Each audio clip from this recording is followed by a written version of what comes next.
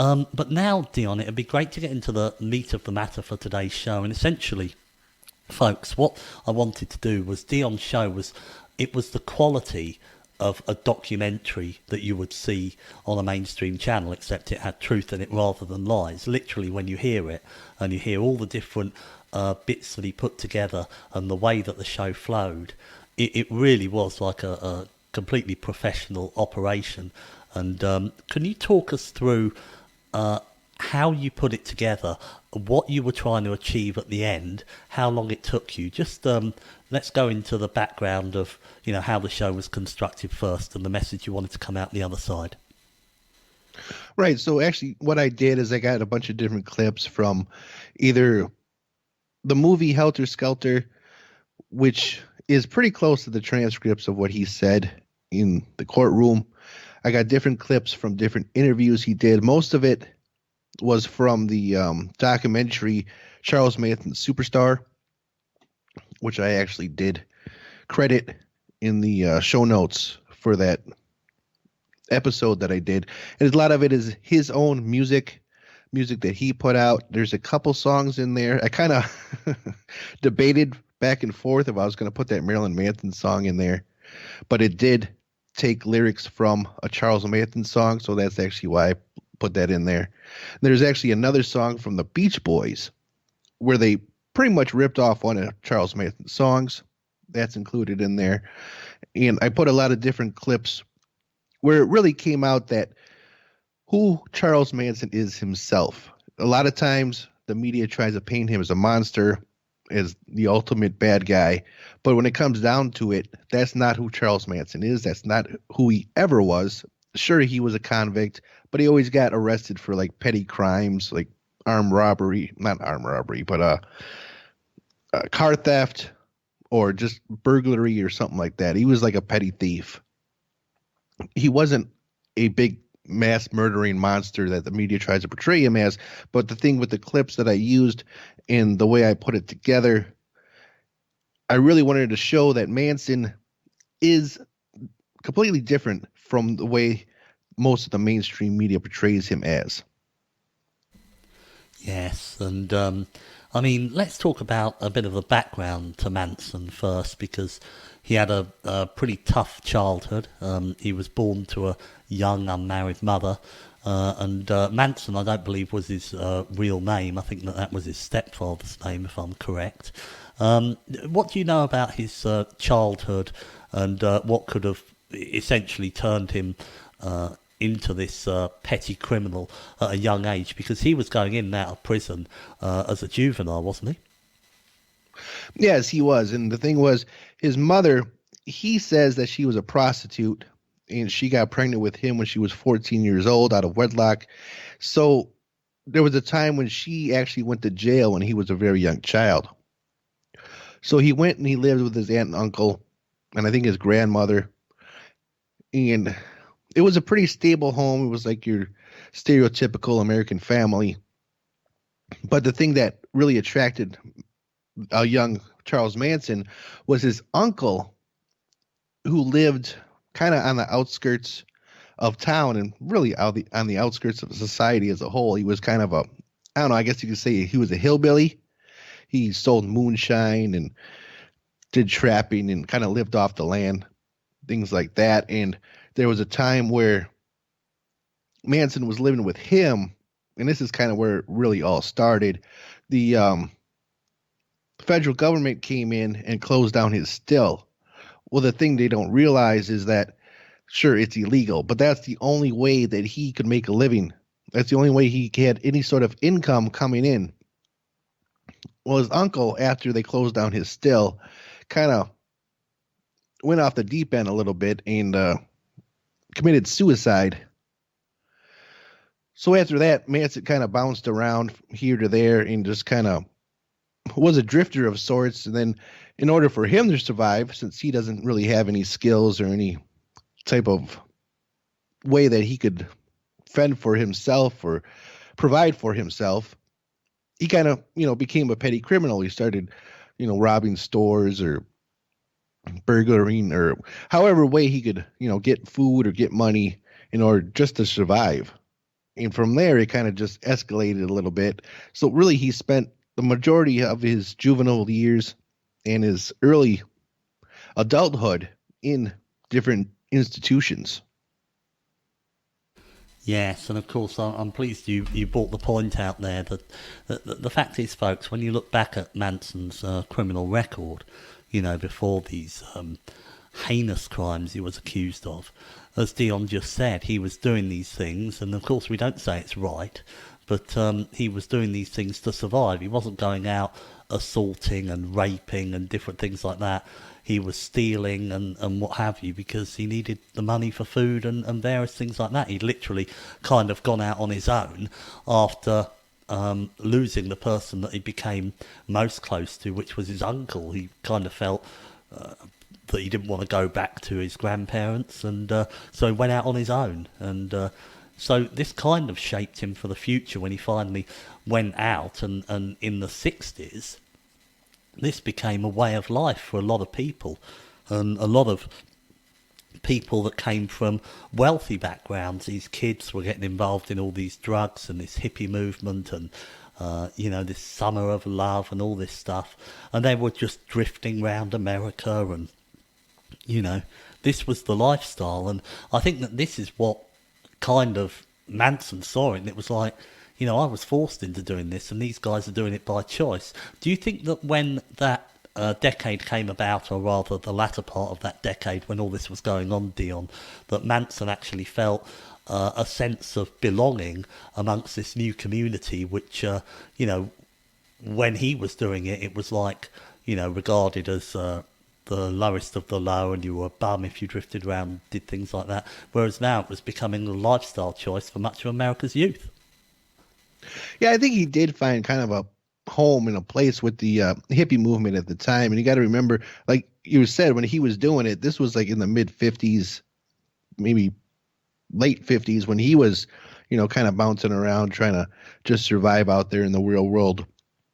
But then once he got out of prison, he seen how this hippie culture was kind of just blossoming and really gaining steam. And what was that, like 68? And he found that, a lot of these people, they just basically were doing what he was doing, like you said, and he felt a kinship with these people. And the fact that, he could sing and he could, write songs really made him a staple in the whole hippie movement in California at the time. Yes, I mean, this leads us on to this so-called thing, the Manson family. Before we jump into that, is there any other areas leading up to that point that you want to bring to the attention of the listeners that we haven't covered? Yeah, none that I can think of. I think we really covered maybe his early life up to that point pretty well. Yes, excellent. Well, essentially you hear about the Manson family, and it's set up like something out of Texas Chainsaw Massacre and things like that. This family out there, I'm sure that they got ideas for the terminology, the wording really out of that.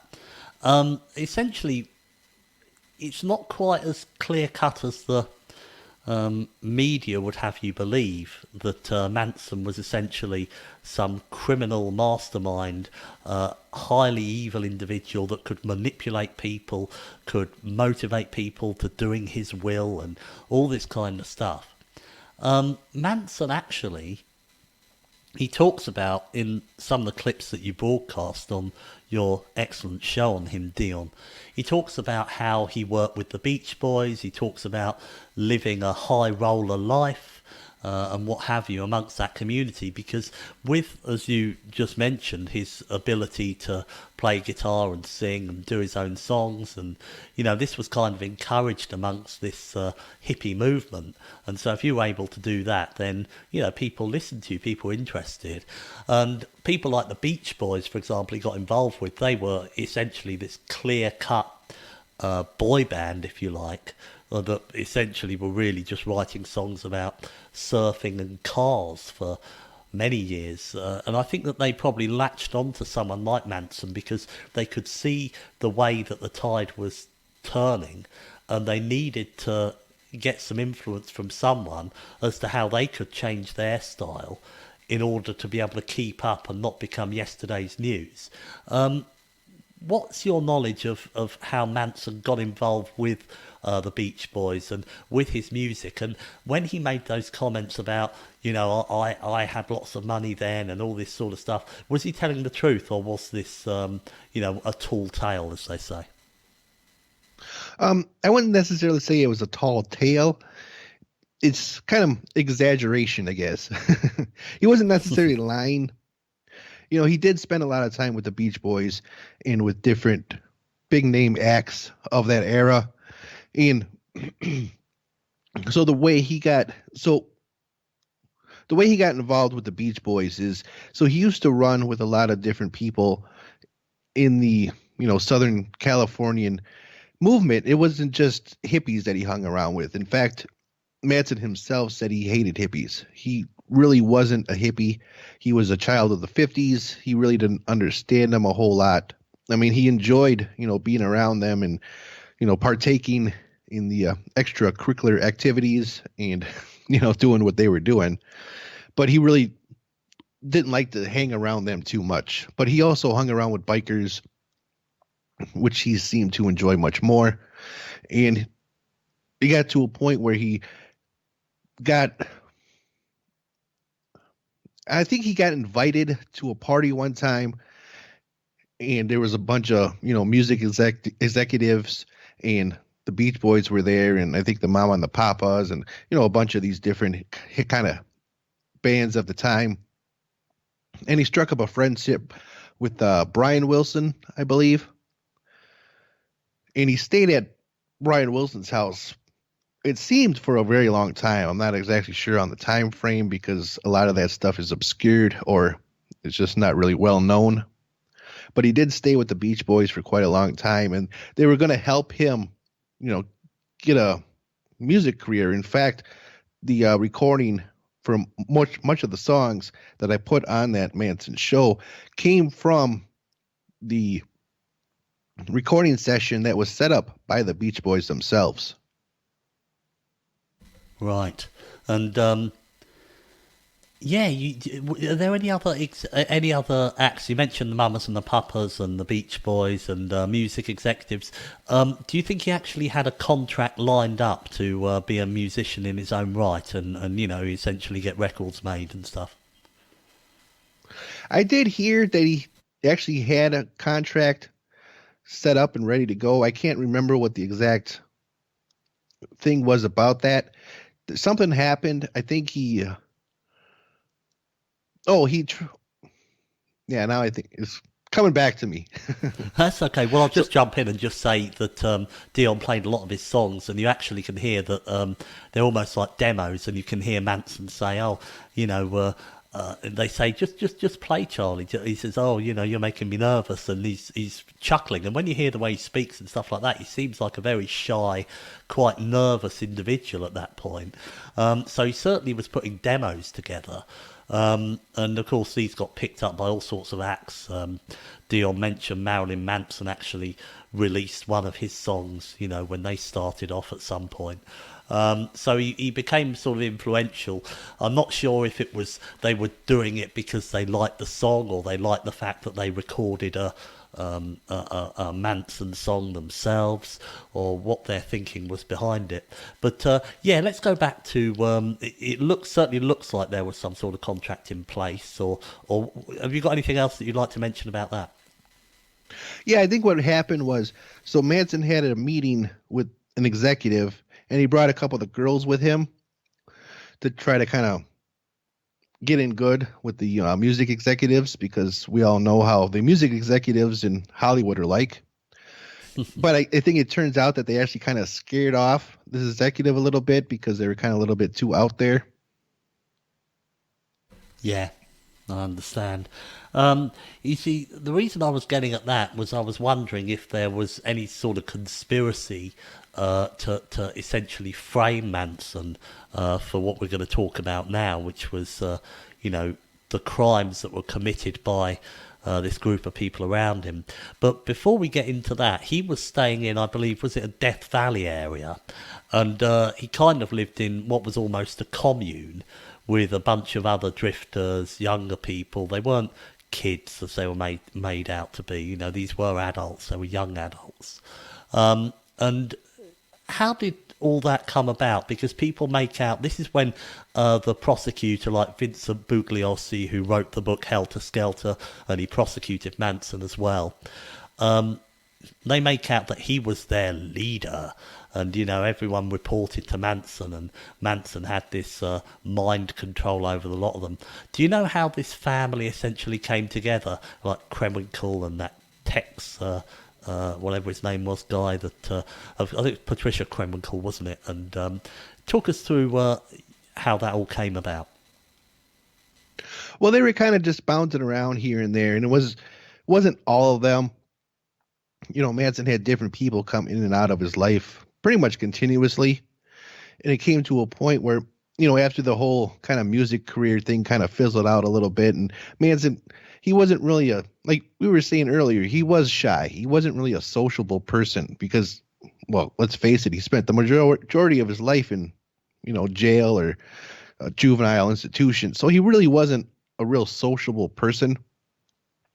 So they were bouncing around from place to place, and they decided that they were going to go, you know, just live off the desert, you know, go live out in the wilderness and have their own kind of place to live. Because, you know, when you're in the city and you're kind of a hippie type, you kind of have to bounce around all the time because you don't really have a real stable place, you know, to call your own. So they, you know, decided to go out in the desert, just take a plot of land and live there and, you know, do whatever they wanted to do. And it, you know, they went to different spots. They went to like Spawn Ranch, and they went to another place, which I can't remember the name of right now. It was some woman's ranch out there that she allowed them to stay on the land. And they went to different places and kind of just really fermented kind of a base where they could just live, essentially. And the way the whole family kind of came about, people came and went a lot of times. You know, people would hear about, like, you know, the big hippie commune out in the desert, and people would come in. You know, sometimes they'd stay, sometimes they'd leave, but that's really essentially how the whole thing came about. It had nothing to do with Manson. It was just basically a hippie commune that people were attracted to. I think I recall reading that he actually stayed, there was some movie set out in that area that he stayed on. I'm trying to think of what film it was, but I'm sure that there was a movie set. Do you have any? But yeah, that was Spawn Ranch. Right. Okay. Yeah. Okay. So right. So we're getting towards the time where he's got these people round him, and this is where let's get into the alleged crimes first. Do you want to talk us through the murders? You know, in the order that they occurred, or just touch on them how you would like to. Say what happened, and then say how Manson was dragged into it. So essentially what happened on, I think it was August 9th. Let me think about it. So Tex Watson, Patricia Krenwinkel, Susan Atkins, Linda Kasabian, they all went to the Tate house.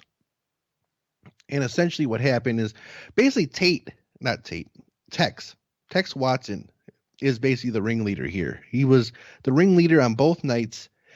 He's the one who told everybody what to do. He's the one who initiated pretty much the whole thing. They tried to say that Manson told them to do whatever Tex told them to do. I don't know if that's true or not. It probably is. But I'm pretty sure the one who should be tried more than anybody is Tex Watson. Tex Watson was the ringleader of these murders. It wasn't Manson. Manson wasn't even there. He really had nothing to do with it. On the second night at the LaBianca's home, from the way I understood it, he didn't even know that was going to happen. Tex just kind of took that upon himself, and Manson found out later, and he was pretty irate about it. But there wasn't really anything he could do, you know, after the fact. But if you look at the way everything happened during those two nights, it was clearly Tex Watson who was the one in charge. It had nothing to do with Manson. Manson wasn't even there. He didn't orchestrate anybody to be killed. And nobody really even looked at that angle at all. It's like, is this something that Tex wanted to do? And Manson just like, okay, if that's what you want to do, go do it.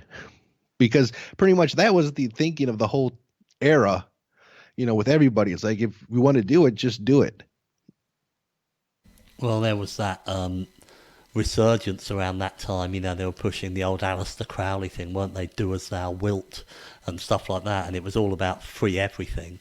You've got no boundaries anymore.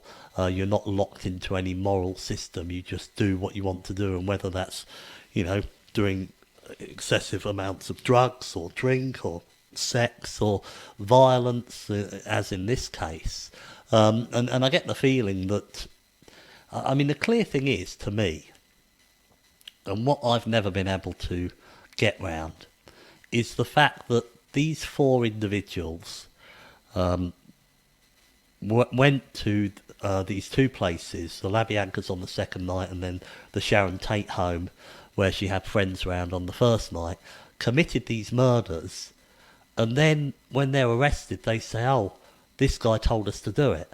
Now, why are they taking why are the police taking the words of people that have murdered people and admitted to murdering people and said, yeah, but this guy told us to do it? This is what I've never been able to get my head round, Dion, because why would you trust a murderer's words in that way? What are your thoughts? Well, like I said earlier, I think it was really Vincent Bugliosi that really created this whole scenario and this whole idea of, the Manson family, Charles Manson. Okay, Manson was kind of in charge of this whole commune, but I don't think he had that much influence over these people the way they try to play it out like he did. There was a point where, like I said earlier, everybody was coming and going. There was no real set group of people that were staying there. I'm like, there were some people that stayed there all the time, but for the most part, people were coming and going all the time. So the fact that you would say that Manson is like this big, mastermind behind the whole family and trying to create this image of this ultimate monster, I think part of it was Bugliosi tried to make it bigger and more profound than it actually was. But at the same time, it really created a catalyst to destroy the anti-war hippie movements of the 60s. Because initially, if you go back, the anti-war movement for the Vietnam War was a right-wing movement, essentially. And then the hippies came around and kind of turned it into a kind of a weird left-wing, kind of crazy movement. And I think Manson was used to kill off that anti-war movement. Yeah, and I wonder what parallels there are between the Antifa that we have today and this hippie movement back then. Their overall message seems to be the same, although of course the Antifa movement that we have today are prone to more acts of violence, whereas these hippies were just, out the street protesting. Do you see any parallels between the two? Yeah, I do. And actually, one thing I did want to mention about the murders on that day. So the main witness for the prosecution was Linda Kasabian, who was said just to be the driver, which I don't actually really believe that either, because she did have a hand in the murders on both nights. And they tried to play her off like she was just like this innocent victim. She was just sitting in the car, and then all this murder and mayhem started around her, and she was screaming and tried to stop everybody and this and that. And the way her entire story just really didn't make any sense. I mean, if she was going there and she knew what was going to happen, why would she all of a sudden change her mind and try to stop everybody? But the thing was with her is that, like I put in the Manson show, they were clearly, leading the witness every step of everything she was talking about. Everything that she said basically came from Bugliosi. Yes, it's fascinating, those clips that you played and he'll just mention the name Charlie. Yes, yes, yes. And you say leading the witness, and yeah, it is amazing, and I find it just astonishing why Bugliosi was so much after Manson. I mean, if I were a prosecutor, it would appear to me, as you said, looking at the evidence, that Tex Watson was the ringleader, and what have you, on each of the consecutive nights of the killings, and Manson wasn't even there. Why do you think that he? Why do you think, firstly, that it was in these people's interest to blame Manson? Did they honestly feel that they would get off on the basis that they'd been brainwashed by this guy, or was there something more to it than that? Yeah, I think that's part of it, is that they thought that, if they all put the blame on Charlie, then they could, walk scot free or get lighter sentences or something like that. And the thing too that's kind of peculiar, whatever, about the whole situation is, so after the murders, Tex left and he went to Texas, and it took them like 2 years for them to get Tex Watson back from Texas to California. Well, when he showed up in California, he was basically a vegetable. His mind deteriorated so bad that he was incoherent. He couldn't speak. He just basically sat there and stared. He was, basically a vegetable. So I was wondering what happened. Why did that happen? And what could have caused that? Yes, and could that be another reason why they went after Manson? Because they wanted a particular ringleader, they couldn't get hold of Tex Watson, and so they thought, well, we'll get Manson instead, because we're going to struggle to show that these young women just went out and committed these acts of barbarity by themselves. Right, absolutely. The media try to play it up like, they were kids, they were teenagers and all this stuff, which wasn't true. They were in their 20s. So they clearly knew what they were doing. They try to paint them as they all came back from these, or came from these, middle class, all American backgrounds. They were, in the drama club and all this stuff. And Tex Watson was a star football player in high school and all this. But the thing is that a lot of this had nothing to do with who Manson was and what he actually represented. Manson's thing was, he was all about the environment, and in fact, that's pretty much how they got arrested. So they're out there in Death Valley, and there were these bulldozers, and they were, I don't know what they were doing out there. They were excavating something. I don't remember why. I don't even know if it ever came out what they were really doing out there. But Charles Manson's thing was, he was an environmentalist. So they set these bulldozers on fire. And that's essentially how they got arrested. And it didn't really come out until later. I think Susan Atkins talked to like one of the inmates she was with and kind of bragged about the whole thing, that they're the ones who did the Tate and LaBianca murders. And it just kind of snowballed from there. Yes, I remember that. And it brings us to the question now. We touched on elements of the trial. So one thing that struck me when I read about Manson years ago, and he really is the poster boy for serial killers. I mean, if you look at a true crime book, serial killers book, you'll have a picture of, Ted Bundy on the front, a picture of Jeffrey Dahmer, and the big picture is always of Manson, whereas, you've got Ted Bundy that killed about, over 30 women, admittedly, and, committed all sorts of deplorable acts on them, rape and torture and what have you. And then Jeffrey Dahmer was a homosexual cannibal. And then you've got this Manson guy that wasn't even there. He's like elevated above the lot of them. But one thing that struck me, I remember he had that swastika in the middle of his forehead. And I used to just think, well, It's a bit like Sid Vicious out of the Sex Pistols. You know, he used to wear that swastika T-shirt, but he couldn't string a sentence together, for goodness sake. You know, he didn't have any Right. idea of what it meant. It was shock value. And of course, the Sex Pistols manager was a Jew, Malcolm McLaren. So, you know, certainly had no interest there in the National Socialist regime. But on some of the clips that you played in your show, Manson clearly came across that he was a great supporter of his own race and he was a supporter of National Socialism. And indeed, you had a former American Nazi Party member who said that he regarded Manson as something of a genius. What can you tell the audience about his white nationalism that you were able to uncover?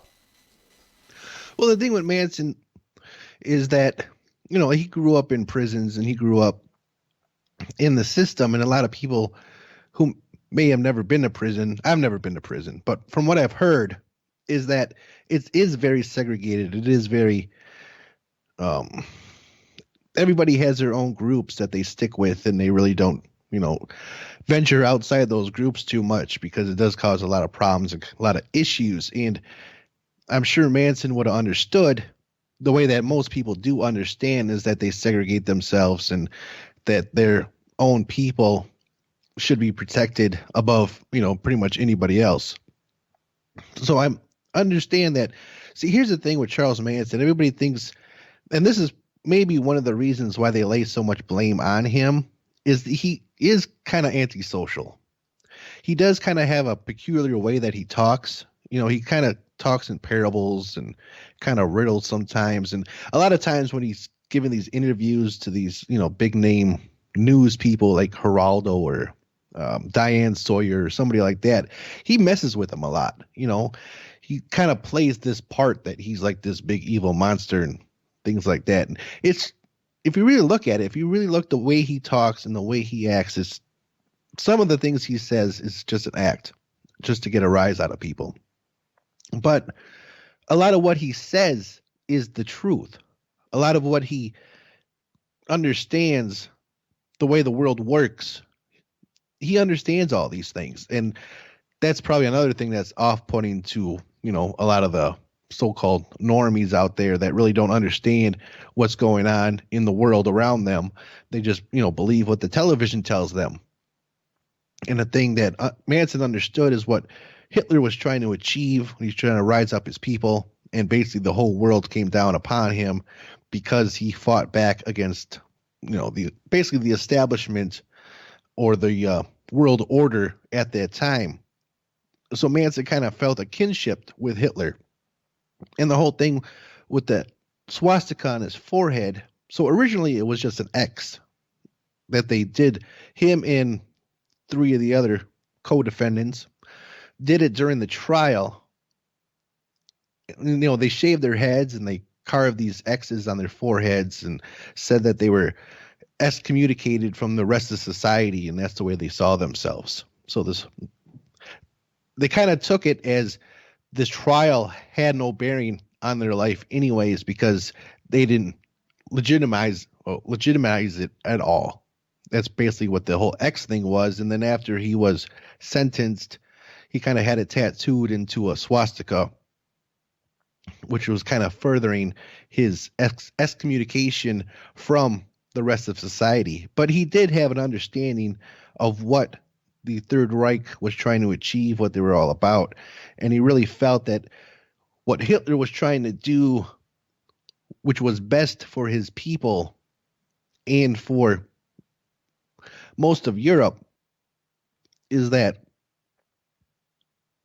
in order to tie everybody together and do what's best for them and, build a better life for his people. And that's basically what, Manson wanted to do. That's what Manson was trying to achieve with his, hippie commune, I guess you could call it. It wasn't really a hippie commune, but that's pretty much the only term, probably the only real, it's a basic term that everybody used. But in order to get people together and form a more cohesive group, yeah, Manson did have a lot of racial views, and sometimes,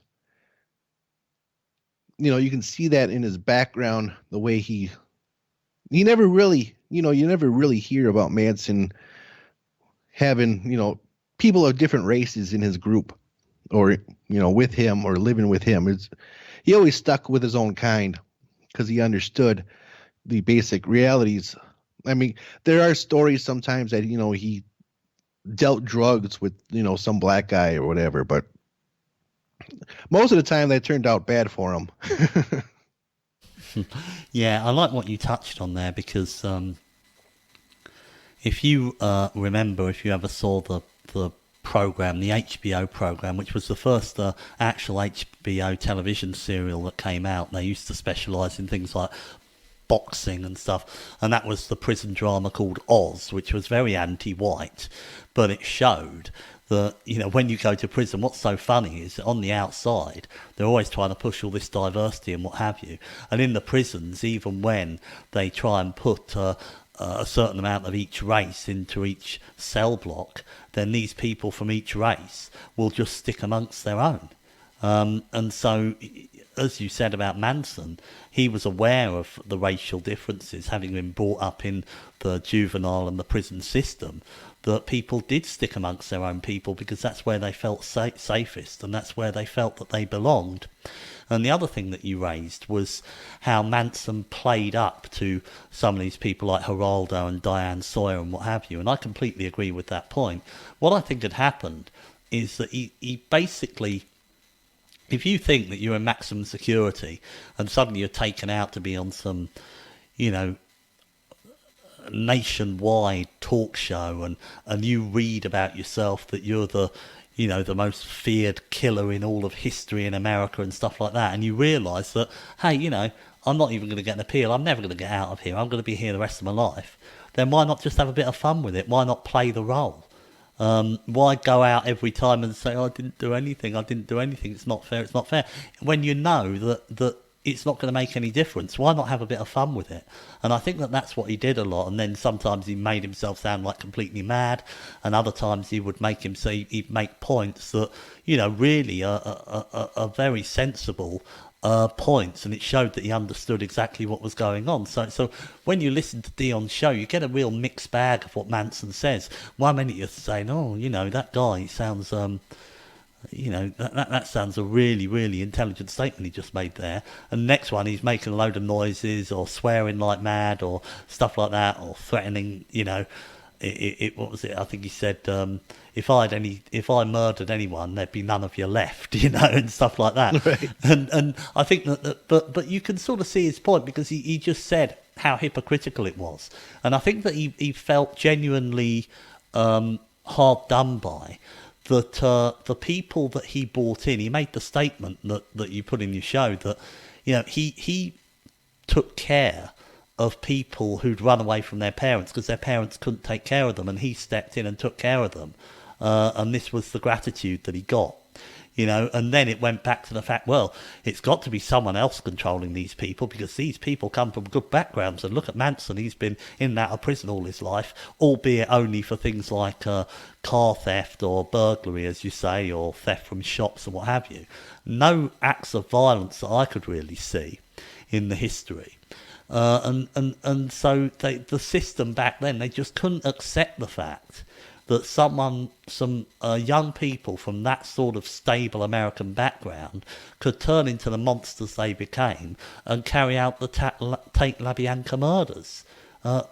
Just to let you know, Dion, we've got about 7 minutes left, so please feel free to respond to that and throw anything else in that we haven't covered that you want to cover in the show. The other thing you got to kind of remember is that, so Manson spent the majority of his life in prison.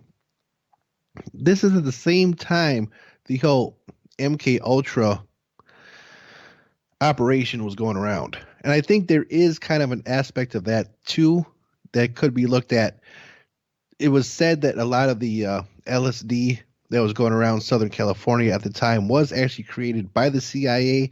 There was a special kind of LSD called Orange Sunshine, which was very prevalent in that area at the time, that was being put out by the CIA. And the thing people don't actually understand, well, people don't understand a lot of things about LSD, but the main thing is it's not easy to make. It's not like meth or crack or something somebody can make in their kitchen. You have to have a pretty much extensive knowledge on chemistry in order to make LSD. So, a bunch of hippies sitting around in San Francisco are not going to make LSD in their kitchen or whatever. It has to come from somewhere, and it has to come from an actual, somebody who has real chemist knowledge and equipment. So a lot of these things that an aspect of the Manson family and the whole events that took place, it could be seen, like we were saying before, Manson was not the guy who the media tries to play him up as. He doesn't have the skills, and he doesn't have the resources, and he doesn't have the knowledge to manipulate and brainwash people the way they said he did. But somebody could have helped him along the way achieve those goals and achieve those ends. And it might have not even been something that he was aware that he was doing. There came to a point where a lot of what they said, his co-defendants and the prosecuting attorney said that Manson did when he tried to, well, not tried to, but when he brainwashed these people, is a lot of the same techniques and a lot of the same ways that the U.S. military does it.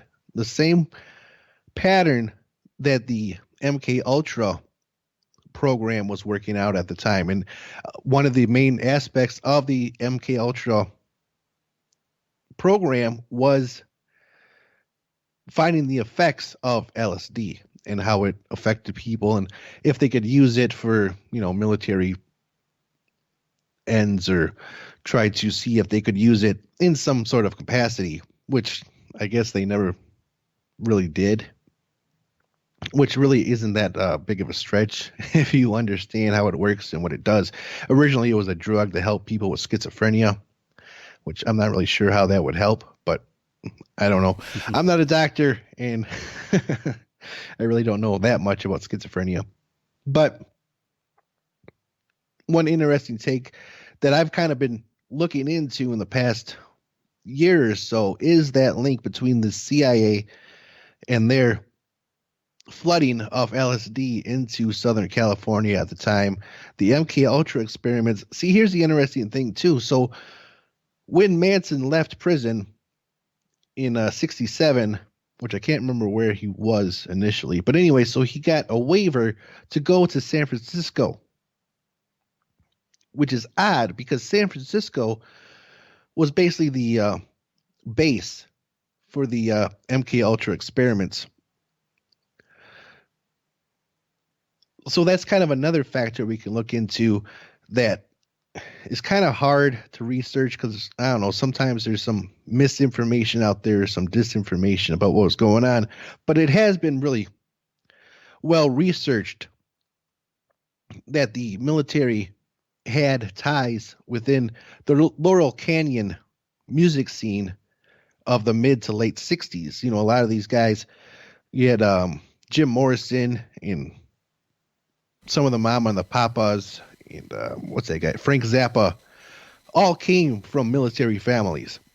Yeah. So this thing kind of didn't happen in a vacuum. No, I know, that really is interesting. Jim Morrison's father was an admiral, for goodness sake. I mean, they don't get much more senior than that. And I think that's a very interesting point that you make.